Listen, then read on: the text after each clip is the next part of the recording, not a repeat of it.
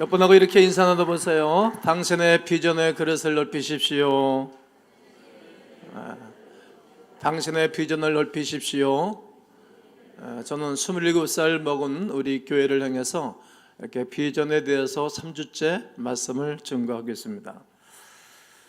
우리나라의 2조 500년의 역사는 일본인들에게 망하는 것으로 끝납니다. 왕정 정치의 마지막은 망했습니다. 이처럼 열왕기 상하의 말씀은 왕정치를 하다가 이제 이스라엘 역사에 망하는 것으로 끝납니다. 어디로요? 바벨론의 포로로 이스라엘의 역사는 망하는 것입니다. 또 이것은 백성들에게 주어진 하나님의 말씀이기도 하고 책이기도 합니다. 백성들은 자신의 죄 때문에 나라가 멸망하기는 하였지만 그들에게는 의구심이 있었습니다. 어떤 것인가 하면 성전마저, 하나님을 예배하는 성전마저 완전히 무너지고 망가졌기 때문입니다. 왜냐하면 하나님께서 다윗에게 말씀하시기를 내가 네 앞에서 물러가게 한 사울에게서 내 은총을 빼앗은 것처럼, 사울왕이 하나님 말씀 버리고 잘못 사니까 왕위를 다윗에게 넘겨줬잖아요. 그렇게 말씀하시는 거예요. 빼앗는 거예요. 빼앗는 거예요. 잘못 사는 사람은 빼앗기고 잘하는 사람은 하나님 빼어서 주시는 것입니다. 그에게서 빼앗지는 아니할 거다. 이처럼 이 다윗의 왕권을 빼앗지는 아니할 것이라고 말씀하십니다. 네 집과 네 나라가 내 앞에서 영원히 보존되고 그리고 네 왕위가 영원히 경고하리라 하셨다 하라. 그러니까 다윗의 왕위가 영원히 보존될 것이라 말씀하셨는데 그럼에도 불구하고 다윗 왕가가 몰락한 것입니다. 계속 대를 잇지 못했습니다. 부자가 3대 못 간다는 말처럼 3대도 가기 전에 이 나라가 어려워진 것입니다. 이스라엘 백성들은 하나님의 언약은 어떻게 된 것이냐? 하나님이 거짓말쟁이시냐? 하나님 왜 약속을 이루지 아니하시는가? 하나님 우리를 버리셨지 않는가? 이런 고민을 할 수밖에 없는 상황이 오늘 하나님의 말씀을 기록한 열왕기 상하에 대한 말씀입니다. 우리 역시 마찬가지 아닙니까? 하나님께서 약속하시기를 예수를 믿고 하나님의 자녀가 되어지고 성령의 세례를 받고 하나님의 뜻대로 살게 되어지면 하나님이 축복하겠다고 하신 약속이 우리에게 분명히 있지만 점점 어려워지는 이야기들 어떻게 생각하십니까? 그런데도 우리는 마음대로 살아갑니다. 그러다가 망해버린 사람들이 많이 있습니다. 분명히 우리의 삶에 문제가 있어서 하나님의 약속이 지연된 것인데 그렇게 생각하지 않는 것입니다. 이스라엘의 백성들처럼 하나님이 날 막아주지 않으셨네. 하나님이 나를 지켜주지 아니하셨네. 하나님 왜 그때 그 계약을 취소시키지 않으셨나? 뿐만 아니라 하나님이 그 사람을 괜히 만나게 해서 내 인생이 이렇게 어려워지고 힘들게 했지 않는가? 다 탓을 하나님께 돌리는 것입니다. 불행 앞에서 우리 자신을 돌아보지 아니하고 하나님께 불평하는 쪽을 선택하는 것입니다. 이런 사람들에게 열왕기 상하의 말씀을 하나님이 주시는 것입니다. 열왕기는 하나님의 변증과도 같습니다. 나는 언약 앞에서 언제나 신실했고 앞으로도 신실할 것이다. 그러나 너희는 내 언약에 신실하지 않았고 나를 아프게 했다. 뿐만 아니라 그래서 너희가 망한 것이지만 회개하고 돌아오기만 하면 너희에게 회복을 해 줄 것이다. 이것이 늘 선지자들을 통해서 하나님이 주의 백성들에게 주신 말씀입니다. 그러면서 하나님께서는 이스라엘을 구원하기 위해 여러 가지 일을 행하셨다는 것을 증명해 주시기 위해서 아주 악하고 힘들고 어려운 세대에 하나님은 엘리야를 보내주셨고 그와 더 강한 지도자인 엘리사를 보내주신 것입니다. 북이스라엘에서 가장 악한 왕이었던 아합이 말씀을 무시할 때 엘리야와 엘리사를 통해서 내 하나님의 살아계신 것을 증명해 보이고 증명해 보이면서 그때 당시에 사람들이 하나님께로 돌아오게 하셨다는 말입니다. 그런데도 사람들은 하나님께 돌아오지를 아니하고 그들은 항상 곁길로 간 사람들이 많습니다. 늘 하나님께 돌아오지 않고 배도를 일삼았습니다. 믿음을 가진 사람들이 살아가기 어려운 이 시대 속에 저는 오늘 여러분에게 이 한 여인을 소개하고자 하는 것입니다. 우리와 다를 바 없는 한 여인입니다. 아무것도 남은 것이 없다고 생각하는 여인입니다. 이 여인에게는 세 가지 어려움이 있었습니다. 그 첫 번째가 남편이 세상을 떠났습니다. 요즘도 남편이 있어 함께 돈을 벌고 함께 울타리가 되어줘도 살기가 어려운 세상인데 남편이 떠났습니다. 빈자리가 크고 그가 짊어져야 할 짐이 컸습니다. 그의 십자가는 너무 무겁고 컸습니다. 두 번째는 큰 빚을 졌습니다. 게다가 빚을 갚을 여력이 없습니다. 능력이 없습니다. 요즘은 산업화 세대라, 또 전 세계화 세대라, 요즘은 일자리가 많이 있지만 이 성경을 기록하고 있었던 그 시대에는 일자리가 없는 거예요. 여인들이 할 일이라고 하면 고작 짐승 기르는 것과 젖 짜는 것, 그리고 이웃집에 부잣집 가서 허드렛 일도 없고 밥 한 끼 얻어먹는 것이 다 페이의 일부입니다. 남편을 잃고 그 당시 여인이 할 수 있는 일이 무엇이 있겠습니까? 그래서 세 번째 이 여인의 아픔은 이 빚 때문에 살아가는 자신의 두 아들을 종으로 보내야 합니다. 여인에게 그나마 한 줄기 빛이요 희망 같던 이 두 아들을 빼앗기는 것입니다. 남의 빚을 지고 빚을 갚지 못하면 그는 뒤를 뚫고 종의 표시를 해서 그 집에 가서 평생토록 종살이로 살아야 했기 때문입니다. 남편도 물질도 그나마 있던 잔들까지 다 빼앗긴 여인에게 살아갈 소망을 잃은 것입니다. 심지어 여인의 죽은 남편이 엘리사가 운영하던 선지학교의 학생이었습니다. 그 당시에 남은 자들이 항상 있어요.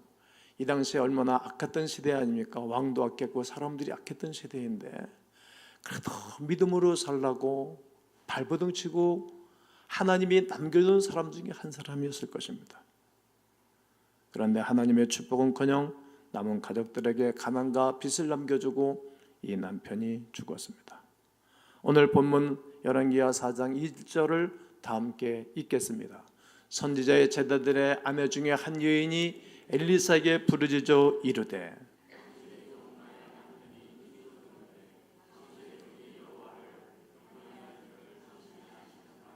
이제 빚 준 사람이 와서 나의 두 아이를 데려가 그의 종을 삼고자 하나이다 하니 여인은 남편의 스승이었던 엘리사를 찾아가서 부르짖습니다. 여기서 부르짖는다는 원어적 의미는 호소하다 이런 뜻이에요. 어떤 뜻이라고요? 호소하다. 나의 아픔을, 나의 어려움을 하나님의 사람에게 호소하는 것입니다. 다시 말해서 억울한 일을 해결해 달라고 외치는 것입니다. 여기서 엘리사에게 여인은 내 남편이 하나님을 경외하는데도 불구하고 일찍 죽었습니다. 그것도 견디기 힘든 고통인데 내 두 아들을 종으로 삼겠다고 합니다. 나는 억울합니다. 나는 힘이 듭니다. 이 문제를 어떻게 해결하면 좋겠습니까? 이렇게 자신의 남편의 스승이었던 엘리사에게 가서 호소하고 말씀을 드리는 것입니다. 하나님을 경외하는 것이 이렇게 비참한 결과를 가져온다면 그것이 도대체 무슨 소용이 있겠느냐고 묻는 것입니다. 내 남편이 앞으로 목사가 될 사람이고 요즘 현대어로 말하면 그런 내 두 아들도 그 아버지 뒤를 이어서 멋진 일상을 살 것을 기대했는데 빚은 좀 있어도 참고 먹을 것은 없어도 좀 기다려주고 새 옷은 사입지 못한다 할지라도 기다려줄 만한데 남편이 죽었으니 두 아들은 종으로 팔려나갈 것이니 하나님, 내 하나님 왜 남편 죽는 거 보고만 계신 것입니까? 하나님 나를 향하여 눈을 감으신 것입니까? 이스라엘의 하나님은 주무시지도 아니하시고 졸지도 아니하시고 낮의 해와 밤의 달이 너를 해치 아니할 것으로 약속하셨는데 나에 대해서는 왜 관심이 없으시는 것입니까? 왜 손 놓고 계신 것입니까? 너무합니다. 사실 이 문제가 어떻게 하나님의 문제라고 생각하십니까? 이 문제가 어떻게 하나님이 하셨다라고 독백하는 것입니까? 살다 보면 어려울 때도 있고 문제가 생길 때도 있습니다. 제가 27년 목회하는 가운데 갑자기 문제가 터지는 거예요. 정말 절망적인 일들이 생겨요.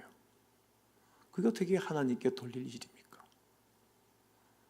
이럴 때 우리는 어떻게 하겠는가 그런 거예요. 하나님께서는 그런 때에 서로 도울 수 있도록 백성들을 율법으로 가르쳐 주셨습니다. 레기 25장 39절 40절을 보면 너와 함께 있는 네 형제가 가난하게 돼요. 너와 함께 있는 네 형제입니다. 이웃이 아닙니다. 예수 안에서 함께 하나 되고 하나님의 말씀으로 하나 된 백성들이 가난하게 되어 네게 몸이 팔리거든 너는 그를 종으로 부르지 말아라. 품꾼이나 동거인과 같이 함께 있게 해서 신령까지 너를 섬기게 하라. 그러니까 사람을 종 삼지 말고 신년 지난 지가 30년이 됐으면 50년에 돌아오는 것이 신년이니까 20년 동안 품꾼들처럼 네가 그에게 싹을 주고 살게 했다가 20년 지나서는 신년 됐을 때는 놓아주라는 거예요. 자유인을 만들라는 거예요. 하나님 그 어떤 사람이 특정인이 사람을 종으로 삼을 수 없도록 하신 거예요. 왜요? 하나님이 인류를 지으셨고 사람을 지으셨기 때문입니다. 인간을 향한 하나님의 사랑입니다. 그렇습니다. 하나님께서는 가난해서 누군가를 팔아 종으로 부리지 말고 오히려 섬길 수 있도록 하신 것입니다. 잠언 22장 1절로 4절에 보면 빈부가 섞여 살거니와 그들을 지으신 이는 여호와시라고.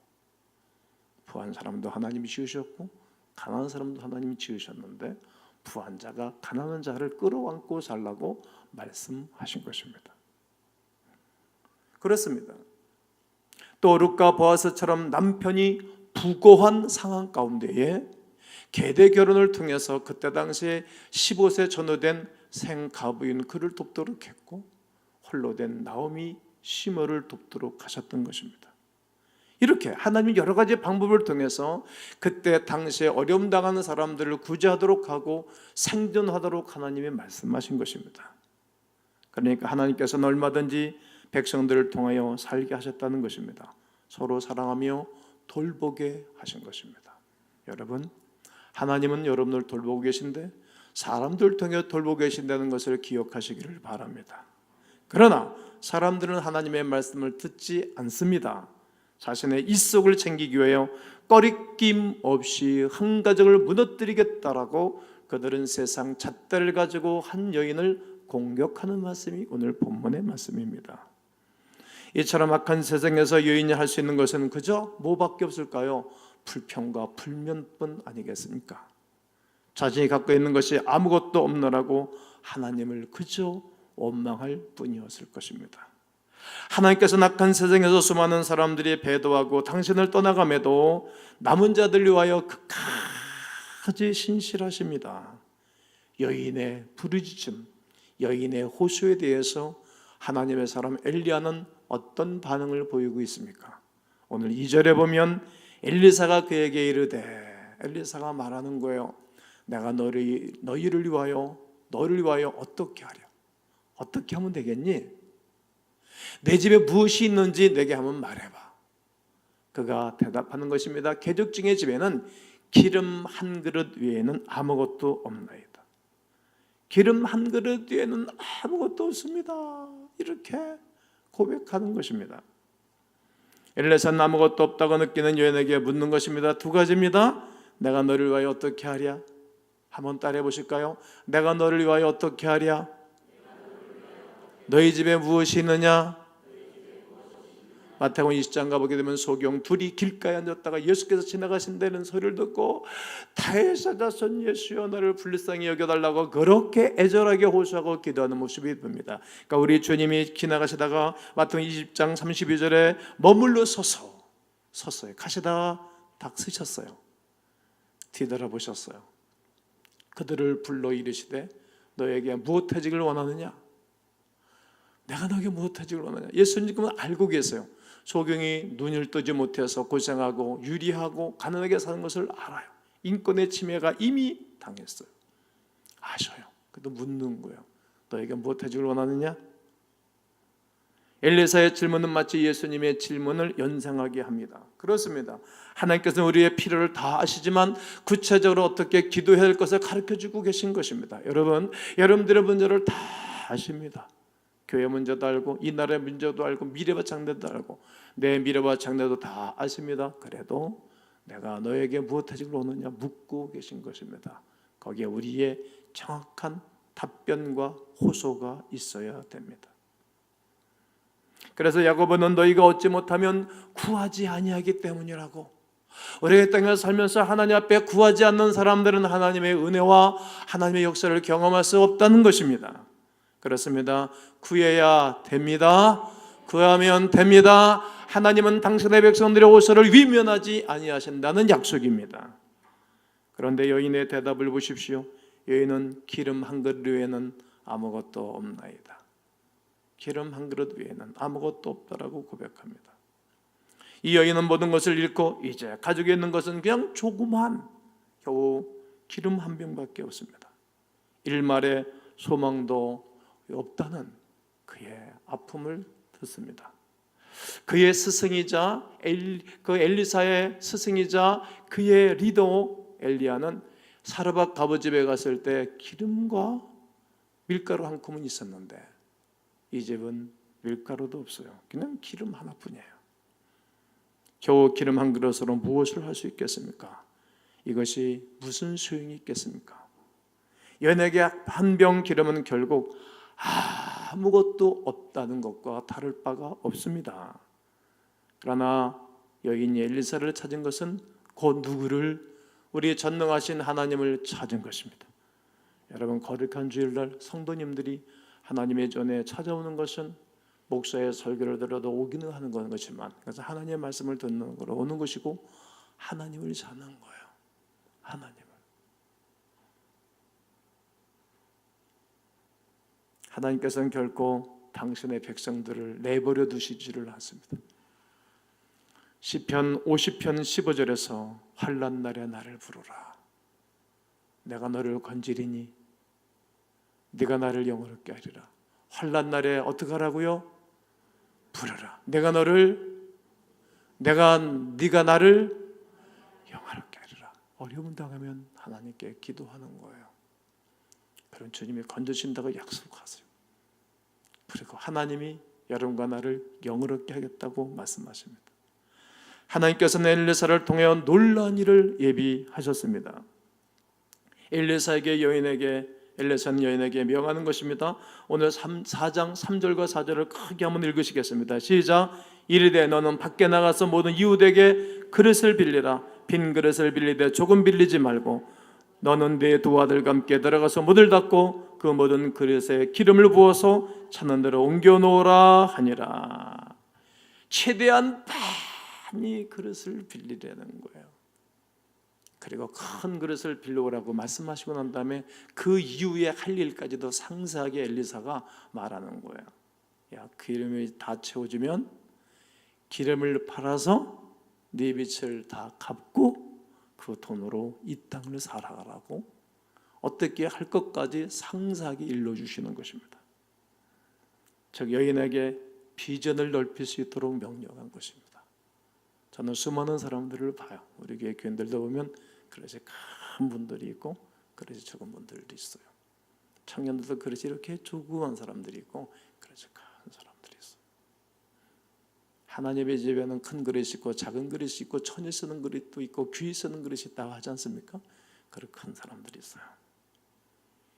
준비하라는 거예요. 전 세계 나의 교구라고 선포했던 존 웨슬레는 전 세계 기독도들을 만들어 놨어요. 윌리엄 포스는 구세군의 장술에 났고, 그리고 컴퓨터의 황제 빌 게이츠는 자기가 만든 컴퓨터가 전 세계 모든 사람들의 책상에 그리고 모든 사무실에 놓여 있을 것이라고 얘기했어요. 그릇을 키운 거예요. 전 세계 다국적 기업을 갖기로 했던 모든 사람들은 그렇게 가는 거예요. 우리에게는 그릇을 크게 준비했어요. 우리 상동성전도 크고 우리 삼산성전도 커요. 그릇을 준비했으니 하나님이 채워주실 줄로 믿어요. 여러분도 그릇을 이 시간 넓히는 거예요. 27절 맞이하는 우리 교회가 3주간 동안 계속 저는 비전을 넓히라고 말씀을 드리는 거예요. 아무것도 없다가 여겼던 여인에게 한 줄기 희망이 생긴 것입니다. 한때 여인의 자식과 자녀들이 행복하게 살았던 그때를 연상하는 것 아닙니까? 하나님 말씀에 기뻐하고 감사했던 그때를 회복하는 것입니다. 엘리사의 명령은 전부 이해하지는 못했지만 여인은 순종합니다. 겨우 한 병의 기름으로 수많은 그릇을 어떻게 채울 수 있겠습니까? 그러나 여인은 믿음을 갖습니다. 말씀에 순종함으로 자신의 이웃들과 아들과 이웃에게 많은 그릇을 빌려오라고 말하는 것입니다. 그릇을 빌려오라는 거예요. 여인이 물러가서 그의 두 아들과 함께 문을 닫은 후에 그들은 그릇을 그에게로 가져오고 그에게 부은 것입니다. 그릇이 다 찬 이후에 여인의 아들에게 돌아와서 그 그릇을 내게로 가져오라 하니 아들이 이르되 다른 그릇이 없나이다 하니 그림이 곧 그쳤더라 이렇게 말하고 있습니다. 여인이 그릇을 아들을 시켜서 다 빌려오라고 한 그런 가운데 하나님의 기적과 은혜가 하늘로부터 주어졌다는 것입니다. 하나님께서 빈 그릇을 다 채워주신 것입니다. 여기서 우리는 두 가지의 깨달음을 가져야 됩니다. 첫 번째로 여인이 그릇을 준비한 만큼만 채워졌던 것입니다. 준비한 것만큼 말이죠. 여인에게 그릇을 조금 빌리지 말고 그릇을 최소한 많이 빌려라. 이웃들에 가서 그릇을 빌리라는 거예요. 내 그릇이 적으면 다른 사람의 그릇도 이용하는 거예요. 교인들의 믿음이 비전이 약하면 목사의 비전과 함께 공유도 하는 것입니다. 함께 크는 거예요. 이 명령에 여인의 믿음을 시험하는 의도도 포함되어져 있답니다. 기름이 문제가 아니라 그릇이 문제인 것입니다. 기름은 항상 있는 거예요. 하나님이 주실 은혜가 준비되어 있는데 이 땅에 있는 사람들이 그릇이 문제인 것입니다. 준비된 그릇, 큰 그릇, 깨끗한 그릇이 없는 것입니다. 그냥 기름은 단지 준비된 그릇의 숫자에 그냥 채워주는 것입니다. 여러분들은 얼마나 많은 그릇을 준비하셨습니까? 다 연령과 환경과 조건의 그릇이 줄 수도 있고 그릇이 없을 수도 있지만 그러나 없는 가운데서 바라보는 거예요. 하나님은 없는 가운데서 있게 하는 것을 바라보는 아브라함의 믿음을 좋아했고 죽은 자를 살리시는 믿음을 가졌던 아브라함을 기뻐했던 것입니다. 여러분과 저에게는 이런 영적인 거룩한 욕심도 있으셔야 됩니다. 큰 일을 하며 많은 영혼을 감당할 수 있는 큰 그릇이 오늘 우리에게는 필요한 것입니다. 그릇이 크고 그릇이 많으면 그만큼 많이 담을 수 있는 것입니다. 그러므로 많이 준비해야 됩니다. 두 번째는 문을 닫고 기름을 부어야 한다고 말합니다. 여기서 문을 닫는 것은 무엇을 뜻하는 것입니까? 남들이 보면 안 된다는 것입니까? 그렇지 않습니다. 기적이라는 것을 다른 사람이 보고 따라하면 안 될까봐, 따라하면 될까봐, 따라할까봐 안 돼 하지 말라는 것입니까? 그것도 아닙니다. 닫아야 할 것이 있습니다. 세상의 문을 닫아야 된다는 말입니다. 세상과 담을 쌓으라는 이야기가 아닙니다. 세상의 일을 외면하라는 이야기도 아닙니다. 그냥 하나님만 전적으로 의지하라는 말씀입니다. 마태복음 6장 6절에 너는 기도할 때에 골방에 들어가서 문을 닫고 은밀한 중에 계신 내 하나님 아버지 앞에 기도하라. 골방 기도하라는 거예요. 은밀한 중에 보시는 내 아버지께서 갚으시리라. 할렐루야. 예수님께서 우리에게 이렇게 기도하라고 가르쳐 주신 것 아닙니까? 문을 닫아 걸고 하나님께 온전히 나가는 것입니다. 세상을 향한 마음을 좀 닫는 거예요. 세상을 의지하는 것 좀 닫는 거예요. 인본주의 것을 좀 닫아야 될 것 같아요. 하나님만 바라보라는 것입니다. 성도 여러분, 지금 여러분의 삶은 아주 넉넉하고 후하십니까? 아니면 이 여인처럼 때로는 아무런 소망이 없다고 느껴지고 탄식하고 계십니까? 하나님께서는 우리에게 아무것도 남겨주지 않는다고 하나님께 불평하고 또 원망하고 있지는 않으십니까? 하늘에서 비가 내리듯 하늘에서 태양의 에너지가 쏟아 내려주듯 하나님 우리에게 부어주고 싶은 하나님의 은혜가 있는 것입니다. 이 여인은 아주 행복했습니다. 왜냐하면 하나님을 믿는 하나님의 사람이었기 때문에 아주 행복했습니다. 나의 남편이 선지자가 되어줘 하나님의 사람이 되어줘 이 시대를 이끌어 깨우고 이 시대에 수많은 사람들의 좋은 영향을 끼칠 것을 알기에 이 여인은 행복했습니다. 그리고 나의 두 아들도 아버지의 뒤를 이어 믿음의 아름다운 삶을 살아가면서 하나님을 영원롭게 될 것을 알았기 때문에 이 여인은 흥분했습니다. 감격했습니다. 잠이 오지 않았습니다. 그런데 이 모든 것들이 다 물거품이 되어버린 것입니다. 피까지 지고 남편은 그저 말 없이 유언도 없이 대책도 없이 죽었습니다. 아들마저 빼앗길 판입니다. 저는 어찌합니까? 어떻게 하면 되겠습니까? 나에게는 소망이 없습니다. 주여, 나는 연약합니다. 주여, 나는 힘이 없습니다.